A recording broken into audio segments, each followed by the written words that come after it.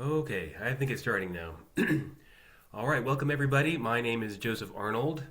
I'm a violinist, Alexander Technique teacher, award-winning author, and director of the Soulforce Arts Institute. This is the Musician's Tension Reset Lab, which is a live weekly online class for musicians who want to be able to play longer without tension taking over. And today's theme is going to be the magic pause, which is one of my favorite things to teach. It's a 3-second technique that is the simplest, fastest, most effective way of releasing tension while doing difficult things like playing music, for instance.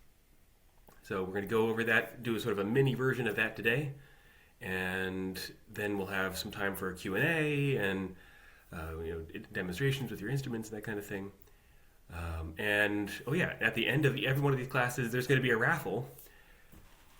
One participant every week will be able to win a copy of my book. It's called Soulforce: How to Discover Your Artistic Purpose, Create More Freely, and Make Art That Matters.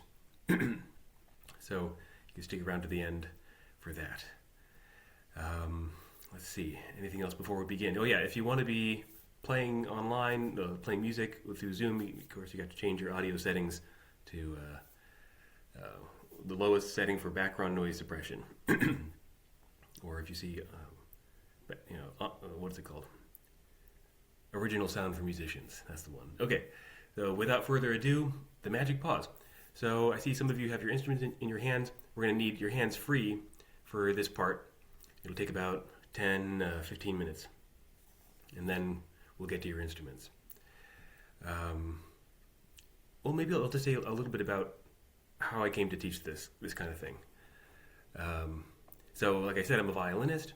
And way back in college, I was learning to become a professional violinist. And I was practicing many hours a day. I was going like this.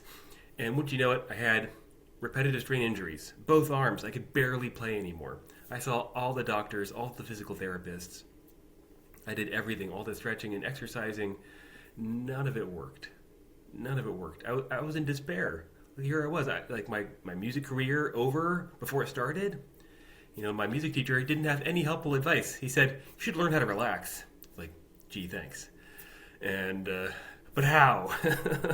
And I only learned how through the Alexander technique. Thankfully, this was offered at my school. And so I started taking classes on this.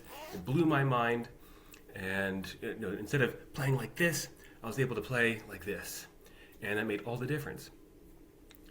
And so today, I'm going to be teaching you, I'll say one more thing about that. That was a long time ago. And that was 20 years ago. And since then, I've made a career as a professional violinist. I've played all over the country, all around the Philadelphia area, thousands of shows.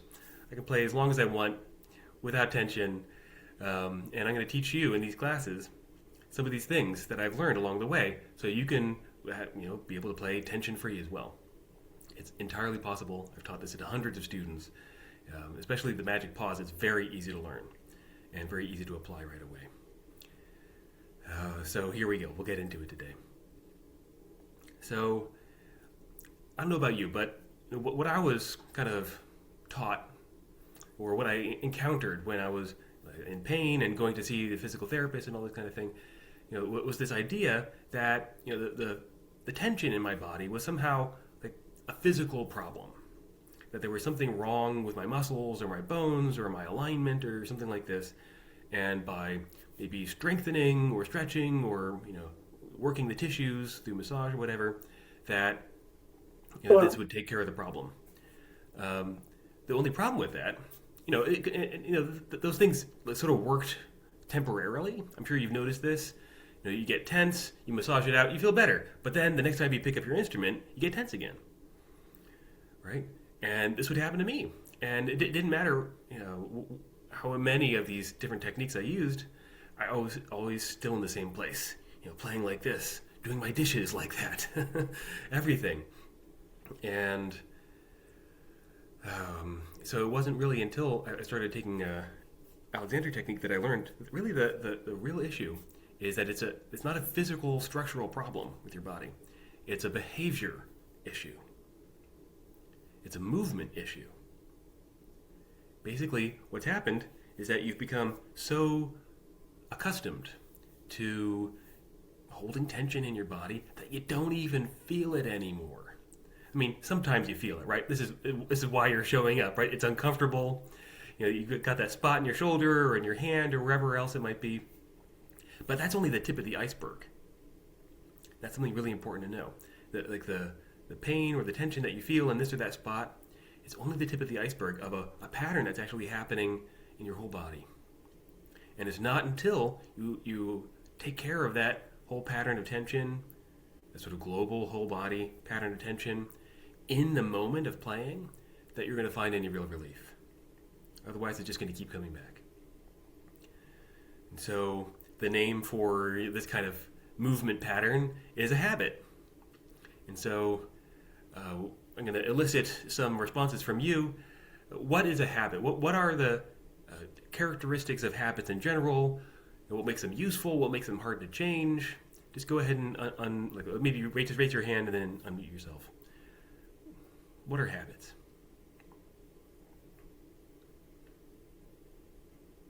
Carol, yeah, go ahead and unmute yourself. Carol, you got to unmute yourself. It's unconscious. Yeah, unconscious. What else? What are some other characteristics of habits? 19373. I wish I knew your name. Patricia, sorry, I'm not signed into Zoom correctly. I'm Patricia. Patricia. Habits are repetition. We do it repetitively and like Carol mentioned, involuntary. We don't even think about it. We just do it. Yeah. So repetitive, automatic. Martin, were you going to say something? Yeah, ingrained behaviors that almost have a life of their own. Yeah, totally. Anybody else? Gwen, let's look at you're reaching for the microphone. No? All right, Anat, go for it. I feel that... Can you speak up, Anat? Can you speak up or get closer to your computer? Yes. Can you hear me? Get a little bit closer. One moment. Now? Okay, I can hear you. Yes.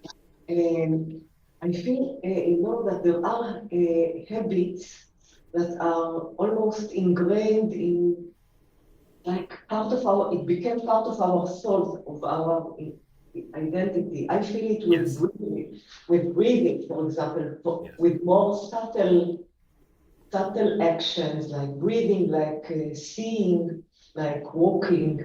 Yeah. You know, if I raise the traps, if I shrug the shoulder, I can see it and I can feel it easier than feeling the breath, that I'm holding my breath and not allowing air to flow freely to certain parts of the... Right, so some habits are easier to notice, others not, and some of them become part of your identity. You know, you have a whole story about how you do things. You know, this is just how I play the instrument. This is just how, I am. This is just part of who I am. So habits are very deep. And habits are very useful as well. You know, like tying your shoes, that's a habit. If you had to learn how to tie your shoes, every time you put them on, you'd never get out the door. But sometimes, your habits have excess tension sort of ingrained within them. And when that happens, then because your habits are pretty unconscious, can be unconscious, then you're damaging your body without even realizing it. Or at least without even realizing the full extent of it. And this is where a lot of the tension and injuries, problems that musicians and others have. It's because you're not aware of the damage that you're doing. So you can think of it like this. Every habit starts with a stimulus and ends with a response. Stimulus, response, stimulus, response. And right now, probably what brings you here is that when you have your stimulus, like picking up your instrument, your response is probably to go, tighten up, at least in some way, right? And what we want is to still be able to pick up your instrument, still have that same stimulus, but have a new response, right? Hopefully more freedom and ease. And so how to get there? You need a break, a pause, some space between the stimulus and the response.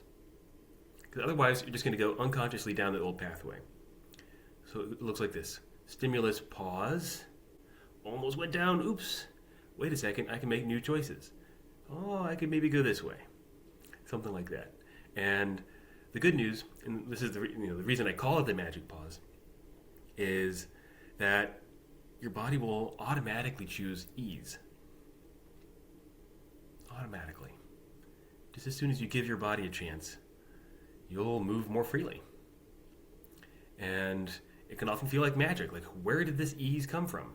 And you can be so used to holding tension that when you're moving freely, it can feel like magic when it shows up. All right, so we're going to do a very brief exploration with this, just an arm movement, nothing special about it, other than that it gives us a chance to practice the pause here. So why don't you follow me with your arms? We're going to do 3 stages. 1, with your hands kind of in front of you here. And then 2, above your head. And 3, down in your lap. All right, one more time. 1, 2, and then 3. Okay, so we're going to run kind of an experiment here. What's happening in your body as you move your arms? Are you getting tighter or freer? And I want you to notice at each of these stages, 1, 2, and 3, you just ask yourself, do I get tighter or freer? And don't just notice your arms. Notice your whole body, your legs, your breathing, your back, your neck, anything like that. So here we go. So 1, noticing your body, do you get tighter or freer? Just notice, don't try to change it. 2, noticing your body, do you get tighter or freer? Don't try to change it. 3, noticing your body. Okay, what does anybody notice? Do you get tighter or freer? And when does that happen?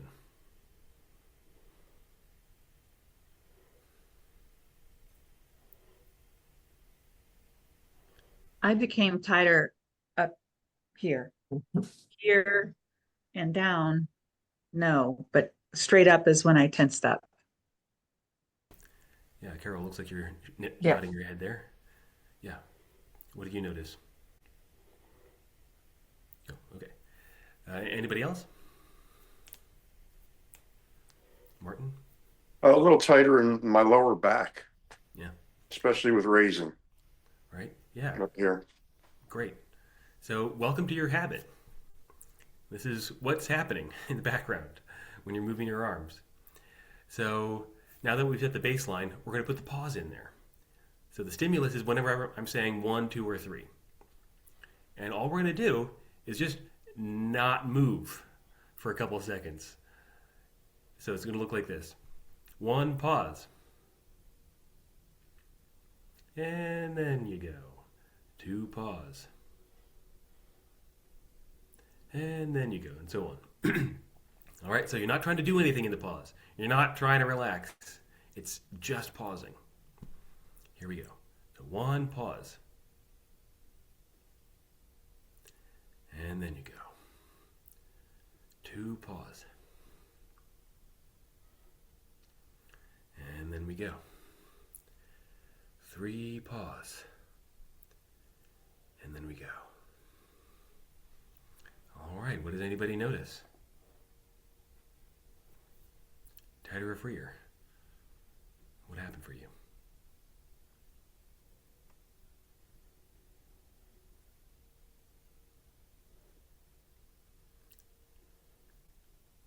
Nothing? Should we just try it again together? Well, what did you notice? Is it Patricia? Yeah, what do you notice? The pausing, definitely more relaxed. I commented before that I was okay on this way and the lap, but as soon as my arms went up, that's when the tension hit me for the first time. And then the pause and the interval pauses helped raise the arms. It was completely different, much more relaxed. Yeah, amazing, right? Like, how does that happen? It Not like interrupts the pattern. It like by saying pause versus go, you're like you're 1 pause and it's like your brain is interrupting the habit of just raising the hand. All right, Esther gets a gold star for today. That's exactly it. It's interrupting the pattern, right? And because if you have stimulus, and then you go down your old pathway, which has all the tension in it, then whatever you do afterwards carries that tension.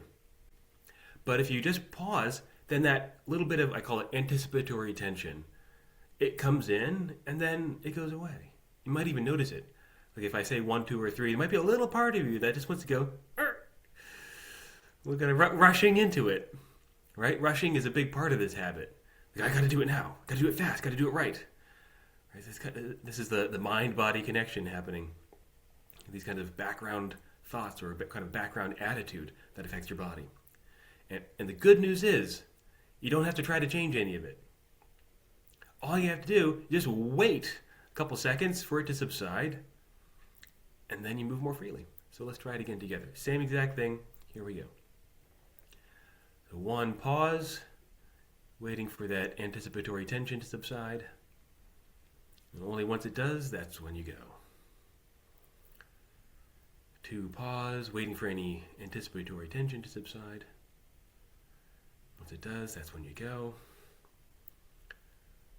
Great, that looks very nice. 3, pause, waiting for any anticipatory tension to subside. Yeah, good. What does anybody notice this time? Martin. Just less tension in my lower back. Great. How did that happen? Yeah. I felt myself actually consciously releasing. I focused on it. Excellent. Okay. Anybody else? Carol? Oh, you're still muted. I thought you were raising your hand there. Okay. Is anybody completely lost? Or Patricia, you want to say something? My arms felt floaty. They felt Excellent. light. That was a big difference for me. Yeah. And imagine your arms feeling floaty and light while you're playing, huh? This is what we want. Okay, so is anybody completely lost? Anybody not noticing anything?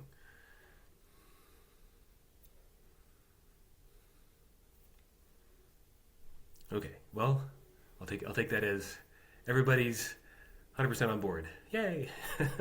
All right, so let's apply this to some actual playing. So here's what you do. First, to be able to apply this to any activity, what you do is you have to find your critical moment. The critical moment is the moment when you normally get tighter than you'd like to. So in playing music, it could be right before you do that shift, or right before that fast passage, or whatever it is. You know, you're playing something, you know, and then as soon as you get to that spot, and then you're carrying that tension in there, right?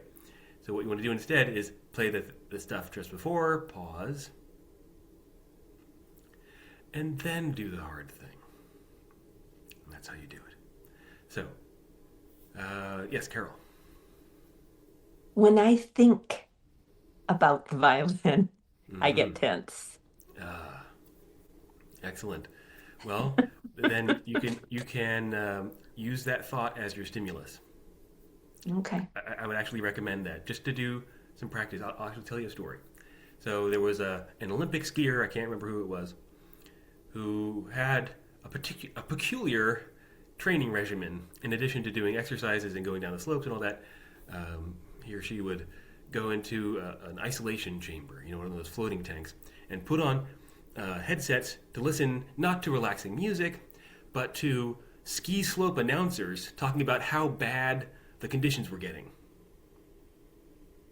Because the skier knew that happened sometimes, right? And if he got tense in relation to hearing that news, then everything would be over. So he was practicing relaxing to just the thought of icy ski slopes. So you can do the same thing. When you just think about the violin and then you just pause.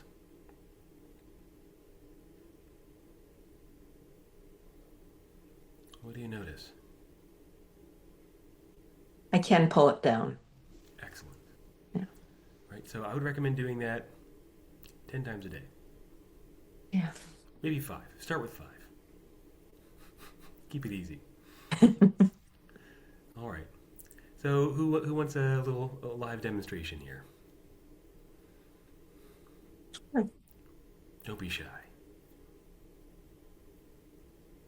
think we have time for a few.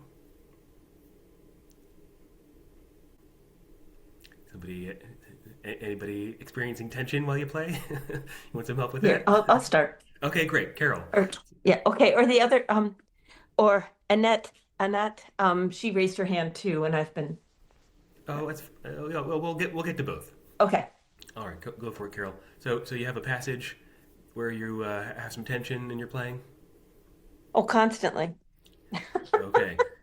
So before you can put your violin up, then I want you to well, as you put up your violin, Yeah. and maybe just play a couple notes. Just tell us what you notice.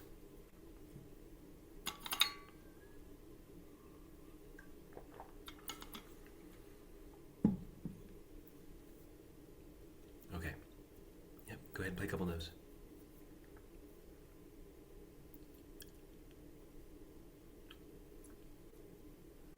Okay, great. I'm just picking up. All right. Just so you know, I wasn't prepared with anything. that's fine. And just so you know, we can't hear your violin at all because of the Zoom background noise suppression. Oh, good. That's a big relief. So maybe for next time, you can check out those settings, learn how to turn off background noise suppression, and then we'll be able to play. To be able to I'll hear leave you. it on for a while. Okay, but in any case, what do you notice even as you just put up your instrument? Yeah. Yeah. All of that, yeah. Okay, great. So when's your critical moment? When's the exact moment?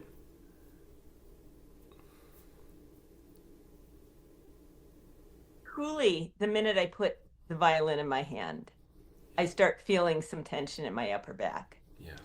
And then when I bring it up, then I struggle with, shoulder rest, chin rest, whatever. So right now I have nothing. So everybody says, well, just let your head drop. And I'm like, sure. Yeah. Okay, so we're gonna do something else. So let's pick.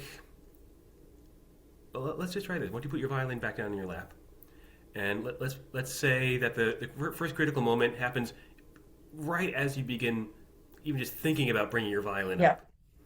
All right. So I'm gonna say, put your violin up. Pause. Okay. And like a really long, like a long pause. And only once you notice that sort of anticipatory tension subsiding, that's when you start. That's when you put up your instrument, okay? Oh, that looks better. Yeah. What do you notice? Well, I'm not hunching up. Yeah, Yeah. amazing. It's just not where I put my attention. What do you mean? I don't put my attention into relaxing. I put my attention into what's that problem I need to solve? I'm right Yes. there. Yes, yes. Right. And when you have that problem mindset, what happens in your body? Tight or free? Yeah. I tense all up. I can see it. Yeah. And here's a question. Is music a problem to be solved? Well, for me it is. Well, I get that, but what, like, ultimately? Right. Did you No. start playing violin because you wanted Right. to solve the problem of music? Right. No, but that's how I approach it. Yeah. Yeah. Right? It's a cultural habit. Yeah. It's a big one. And you can undo this Okay. one pause at a time. So just start with that, okay? Okay. Great. Thank you. You're welcome, Carol. Anat. I mainly wanted to share and ask. Yes? You mentioned before, don't try to in the pause. Don't try to correct. Don't try to think how to do it. And for me, it's a compulsion. Like when you said pause, I immediately thought about how can I position the rib cage differently, things will not hurt. Mm. Like I notice a tendency to hunch, Mm. and so I did that. Uh, and I don't know if it creates more tension or not. Also, I wanted to ask you uh, if you think that people who have cannot pause between the stimulus and response or have difficulty with that, do they tend to be more anxious people in relationship to people who are more poised and more have their own composure and Is having there more, something? Is there something inherent? Are you saying? yeah, maybe something, the sense of urgency. Yeah. I think it is, in my case, it is connected to anxiety and, being ahead of the curve and so being ready to solve the problem in general, not just in also in thinking, to Yes. think, Yeah. Yeah. Yeah. Well, everybody's different. Everybody has different nervous systems, but all this tension and rushing, these kinds of habits, the problem solving, that's cultural. That's something what's you that? learned. It's cultural. Yeah, it's something cultural, and it's something you learned when you were little, and you can unlearn it to a degree. And if you knew me back when I was in pain, I didn't even know I had a body. I was just a big ball of tension, and I've come a long ways since then. I was a pretty hopeless case, and so I don't think anybody's hopeless. And as far as where your rib cage goes, don't think about it so much. Just pause, and your body will sort it out. Okay. Mhm. All right. Who's next? Martin, go for it. I'm not sure how well this will sound. I'm not warmed up, but here's a Okay. section that always gets me tense. Okay. Let's hear it. Playing in an upper octave when Shokin Farewell. Oh yeah, sure.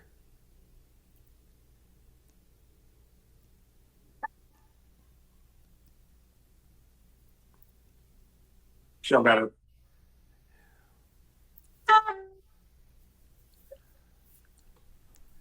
All right, Martin. Martin. Got. Yeah, we Sorry, can't hear you at all. you So can't. I realize I have to do some more Zoom education. You have to go to audio settings. All right. So you go down to the bottom left-hand corner of your screen. You'll see the little microphone icon there, and a Yeah, little up, little uptick arrow right next to it, and then I that's going to open up a selection. I don't have an uptick. Do you see the microphone? I see the microphone where I muted. Right. Are you on a laptop or on a? I'm on my phone. Oh, well, it might be more difficult to find. Okay, so for next time, I'm looking. it's somewhere in the audio settings. You can Sorry. turn down background noise suppression. So I if you're think it's under more. Noise removal default. uh, Yep. If you go under the circle that has dots on it and says more. Yeah, I just Yeah. done that. Yeah. And then it comes up and it says noise removal default. But I can't. Original sound for musicians. yes, that's the one you want. Gosh, I'm sorry. I don't see Okay, it. down on the bottom, there's a whole thing that comes up, and right next to, right at the bottom where it says more. Yeah, I've clicked on that. Okay, and what comes up? Raise hand, a bunch of icons, Oh, record, show CC, notes, apps. Is it in the apps or settings? audio settings, correct. Okay. Meeting settings, Nope, audio settings. All right, audio. I got it. Martin, how about you figure that out Okay. while somebody else goes, Yes. and next time I'll send a link for exactly how to do this in my reminder emails, because we'd love to hear you play. All right, I think I Prisha. just got it, but that's fine. Oh, you got it? I think so. Okay, Can you hear let's hear you this? play. Yeah, awesome. Thank you, everyone. Okay, great. So just play a little snippet where you get tight. Okay, it's right from the beginning, probably.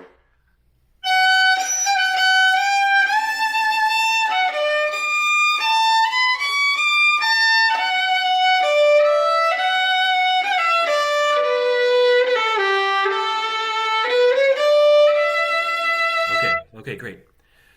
So where's your critical moment? When's the exact moment when you started getting tight? Probably right from the start. I'm very self-conscious. Um, I'm not a classical musician. I'm in jam groups. Okay, And so you're always taking solos, sure, of course. and then there's a lot of improv that you have to think of. Yeah, And there's a lot of playing tunes that you've never heard before, and you've got to figure out where you are. And I just think in my background, I'm just tense. It's almost like, when I pick up my violin, I have imposter syndrome. yeah, right. So that's very common, right? So who else has ever had imposter syndrome or performance anxiety? Right? It's all of us, and that absolutely has a big effect on tension, right? Yeah. Now, there's some nights it disappears, or an unplanned moments, it disappears and it feels great. Yeah, yeah. But Have and you I'm also tried? getting used to a new violin. Right. So have you tried just drinking lots of whiskey? Um, sometimes Tried and after, true. yeah, sometimes after my one beer of the night, I do relax. Right. Um, so there's tons that I could say about performance anxiety, and I teach a lot about this quite often. Uh, but without even getting into all of that, well, maybe I'll just say one thing about it. So to me, the root of performance anxiety is the fear that you won't be loved anymore, or that you'll be cast out of the group. Right. This is a primal fear. We all have it. And it happens when somehow you link your identity to something you're doing, like with your music. Like if I play a wrong note, then nobody will love me anymore. I'll be cast out. And so one of the most important things is to remember that that's probably not true. If you play wrong notes, your friends at the jam circle will probably still love you and accept you, right? And and of course, the question of can you love and accept yourself even if you make mistakes? Can you be kind to yourself in that way? It's very important to explore all that. But even if you are feeling performance anxiety, like you don't have the mental space to think about the situation differently, you can still use the pause. And it might not magically make the performance anxiety go away, but it will keep it from becoming a runaway train. Because what you don't want is to go from one stimulus, tighten, to another stimulus, tighten, tighten, tighten, and then the whole thing falls apart, right? So here's what you do. Once you play that passage one more time, and you're going to pause before you put up your violin. Before you put up your violin, before you put your bow on the string, and before you play the first note, and then just play that passage again. So 3 long pauses. So pausing before you put up your violin. Nice long pause before you put your bow on the string. Long, long, long, long, long, long, long pause. There we go. And then a long pause before you play that first note. Yeah, there you go.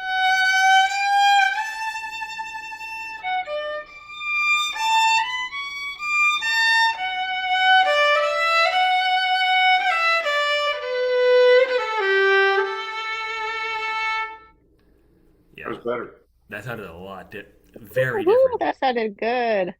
Yeah, That was a big difference. Thank you. big difference. Yeah, yeah. What does anybody else hear?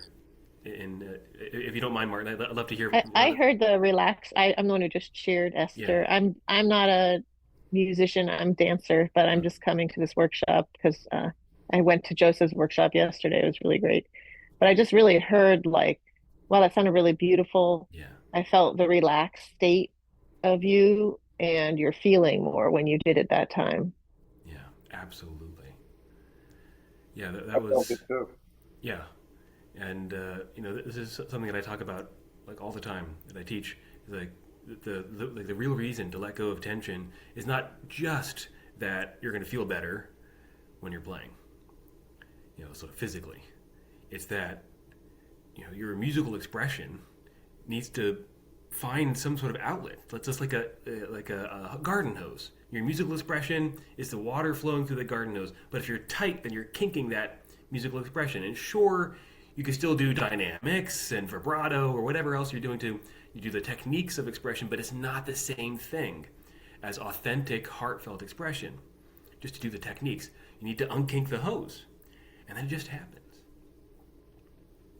Thank you. All right, you're welcome. Yeah, good. All right, who's next? Patricia, you want to go? All right. And just to clarify, on the audio setting, we want noise removal or original sound from musicians. Which one? Original sound for musicians is best. All right. I was on original. So clarify that. That's better.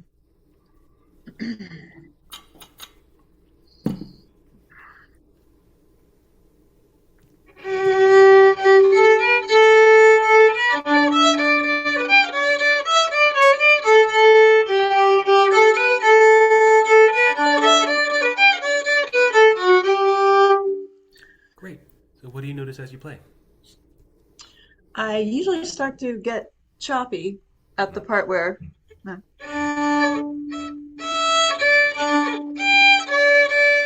that part there.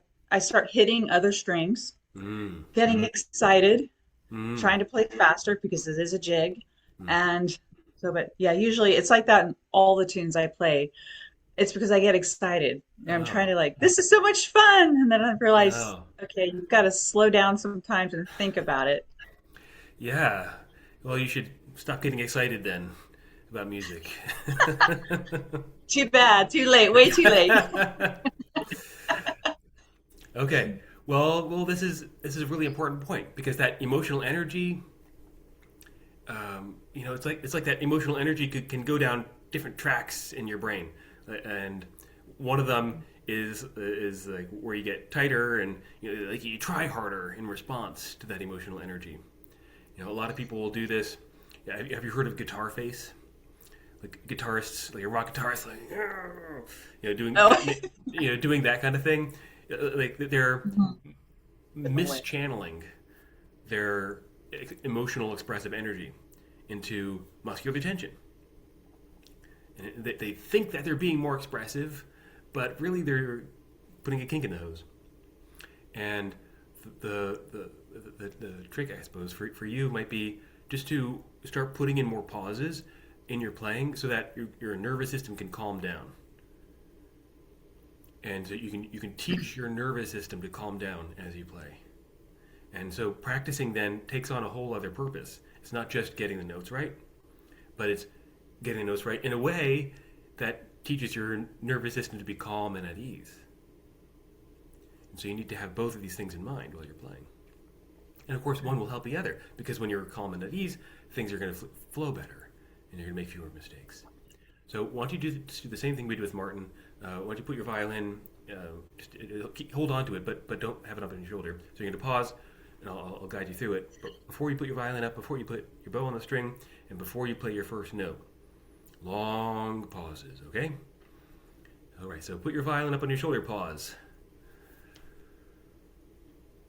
All right, before you put your bow on the string, pause. Long pause, longer than you think you need. There you go, that looks better. And before you play your first note, long pause.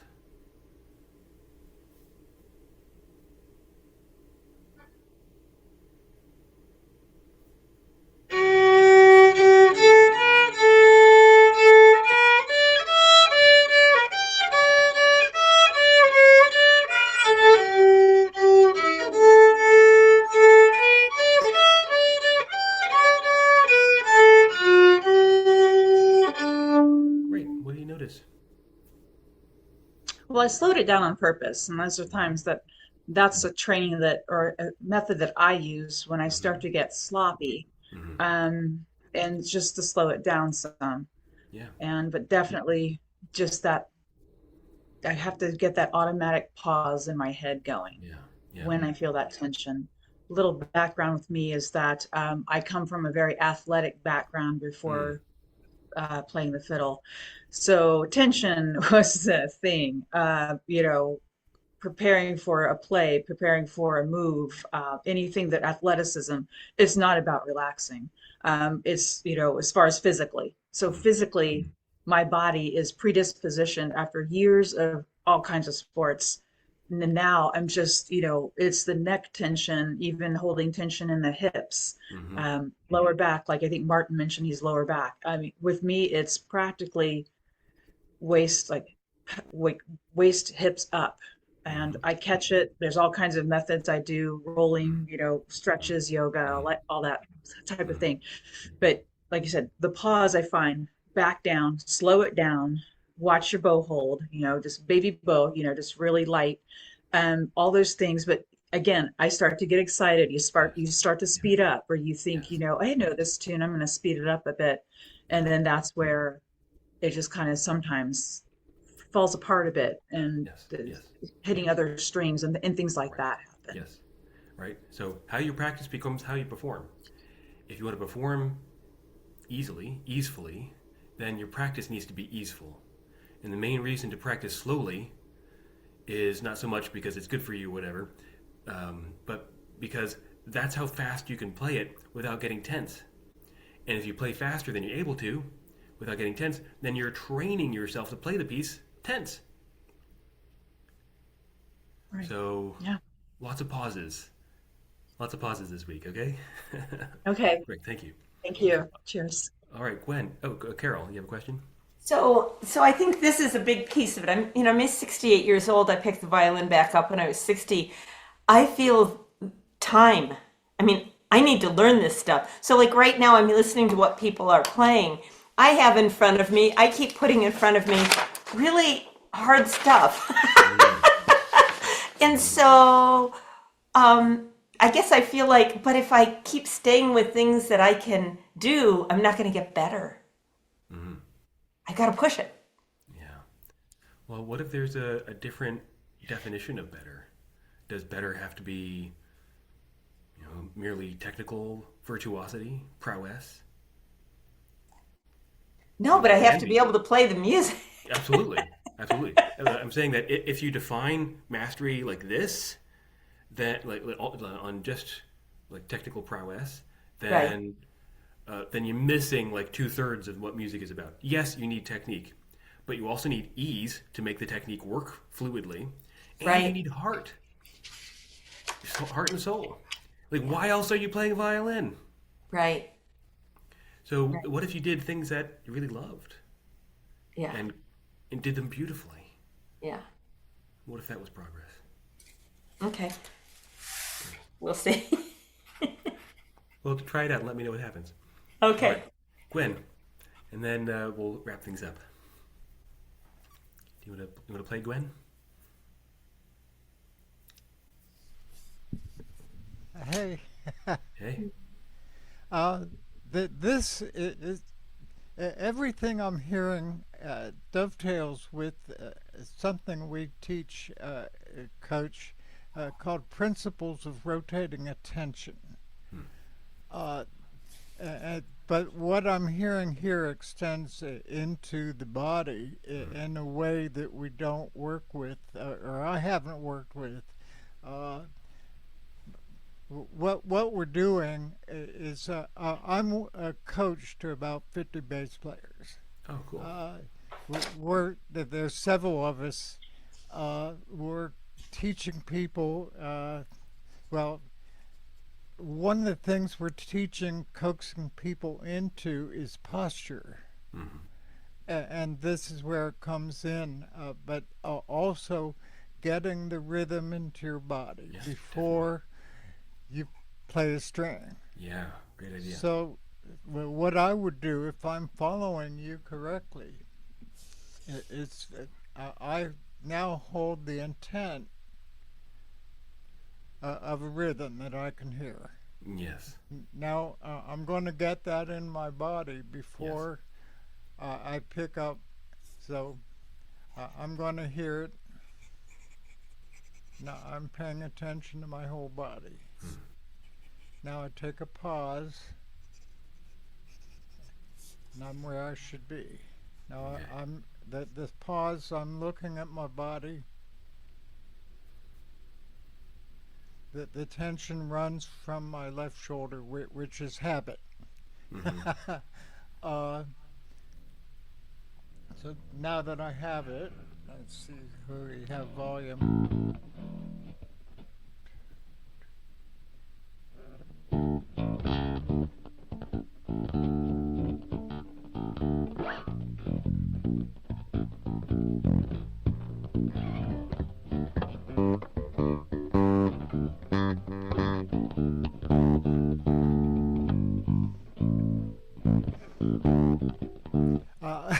I'm pre-coffee. I'm not even warmed up to say, God help me.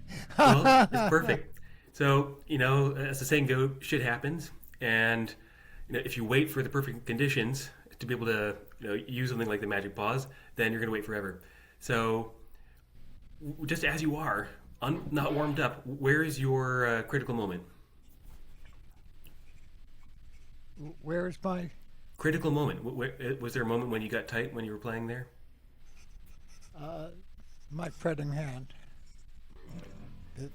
Here, that this was it. Yeah. And when did it start? Before I started. Before you even started playing. Okay. So, you're going to do the same kind of thing. With your hand down by your side, you're going to think about playing. And before you put your hand up, nice long pause. You're probably going to notice that anticipatory tension. And only once that subsides, that's when you move. And then pausing before you put your right hand on the string. Well, why don't you go put your right hand back just a second. You can do a longer pause there.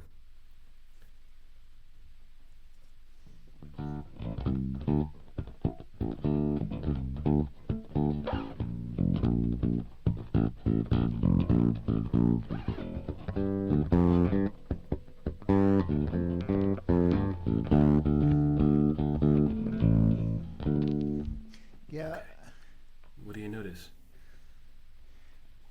it's easier. Love that. Oh, hey, Magic. thanks. Oh, great timing. You had to have somebody electric in here today, didn't we? Thank you. Yeah, it's great. All right. Well, thank you, Gwen. All right, we're going to start wrapping things up. Oh, Charlie, you have a question? Hey, good morning. I have been listening and taking notes. I've been playing violin for 48 years. Okay, great. I not as a soloist, but more as an orchestral player. And Okay. I find that I don't have performance anxiety. I never have dealt with that. But my issue is like, especially when I go to symphony rehearsals, they're long. Yeah. I start out fine. Everything's fine. Make it up to the break, and it's usually after the break, or if we're doing a concert, it's usually after intermission, that the right shoulder, especially the bowing shoulder, and starts to tense up in the back, in between the shoulder blade and the spine. Hmm. And what I've noticed is, especially when I'm playing pizzicato, so when I have to reach around my instrument Yeah. to pizzicato, it does a lot more tension, or I won't say tension, but it just starts to ache. And I think I can teach a violin lesson to a student, an hour lesson, no problem. I don't have any aches. I don't get tense or anything like that. But it's when I'm in those long rehearsals, and I'm trying to picture in my brain long rehearsal, especially after a break or after intermission, to do the pause. But I don't know how that would go over with the director so well. Yes. Right. So how do you pause when there's not time to pause? Right. Right. Yeah, great question. And for the answer for that, to pay me $9.99. Just kidding. So there are lots of different ways of doing this. So first of all, when the conductor puts his or her arms up, you do have a choice in how you respond to that. You can do just a little tiny pause. You don't have to go like up right away. You know, you see the arms going up, little pause, and then you go. There are countless choices like that in any rehearsal or performance. When you see that your part is coming up soon, you know, after a rest or whatever, you're taking a look at those notes, and before you put your instrument up, you still have a couple measures to rest. You do a nice long pause. And then you put your instrument up. And when there really isn't time to do a pause, like you have a 16th note rest, or even no rest, like with a shift or something like that, what you do is and you're practicing at home, you absolutely do pauses at that spot. So you have a little passage, and then really difficult shift where you normally get tight, and then whatever happens next. At home, you practice with pauses, and that will teach your body to relate to that that passage more freely when the time comes to be up on stage. So those Very are good. Okay. Thank you. All right, great.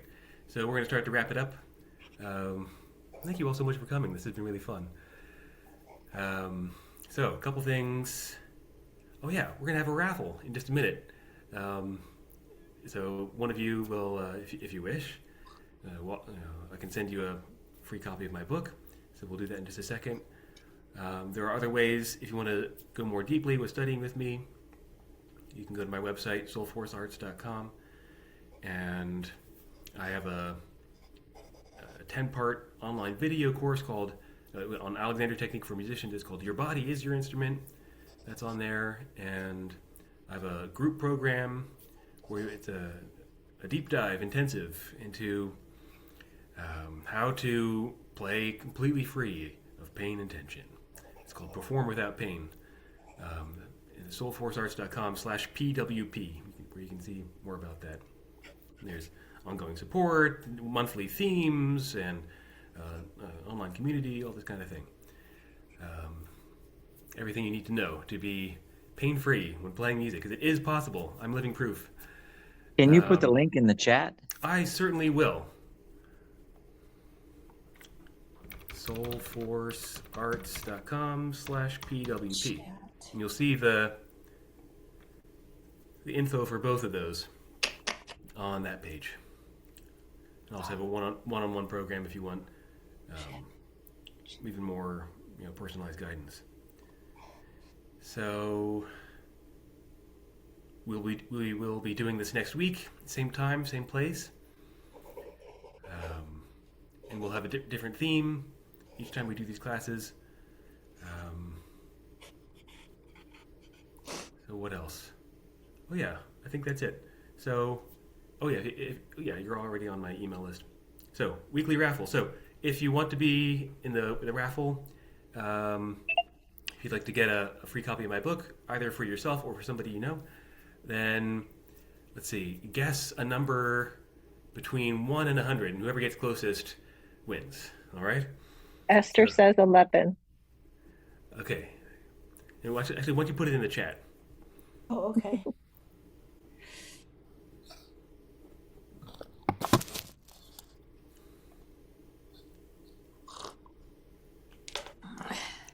Oh, we got some Price is Right kind of techniques here. 57, 58. I'm going to do $1 more than you. All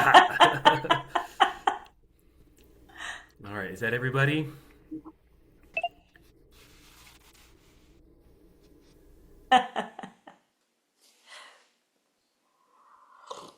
No takey backs, Charlie. Yeah, no take backs, Charlie.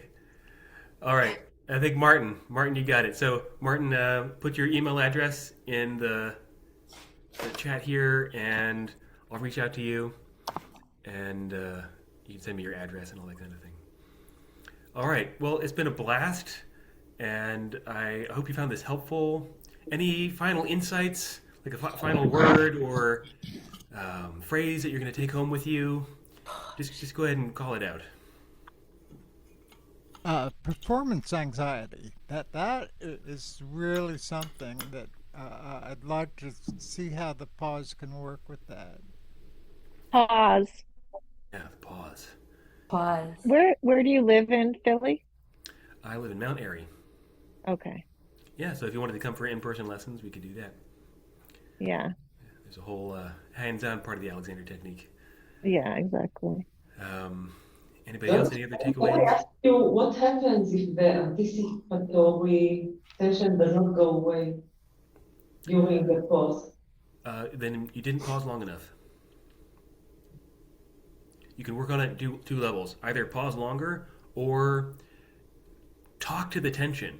Ask what the tension wants. Why is it there? Why is it tense? You have to get to know it at kind of a psychological level like that. Okay? Any other takeaways? Yeah, Carol?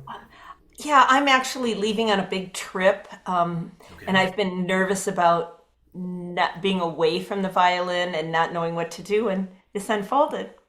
So I'll see you when I get back from my trip. Okay, great. And this absolutely gives me the work. So Beautiful. thank you. You're so Thank welcome. you. It's been a pleasure, Carol. Thank you. Yeah, anybody else? Excellent insights. I'm so glad. I think it's going to help me a lot. Yeah. Well, your playing already changed quite a lot. Just today, it sounded great. Thank you. All right. Anybody else?